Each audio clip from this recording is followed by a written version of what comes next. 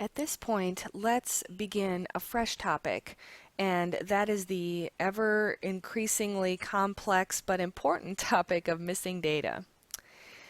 Up till now in this class, we have practiced on data sets that are very clean and have no missingness. And I think that's an important step in the process so that you can learn the technique and understand how to interpret the output under ideal circumstances. However, that is not how real data looks. When we do research, particularly in applied settings, we're going to deal with missingness to a more or less extent. And so it's important to know the most up-to-date techniques for helping us to draw the most accurate inferences possible from imperfect data. So that is the goal here. I'm going to provide a brief conceptual overview, just hitting some of the highlights, and I will show you then an example of how to handle data, missing data in SPSS and some of the options available. And then next quarter, Dr. Bicus will pick up this topic again and lead you into more detailed analyses for your 2YP for handling the missingness. And so I'm going to give you the brief introduction, and then she will give you more details then, because in this class we just don't have time to give it the thorough treatment. I have to give credit where it is due.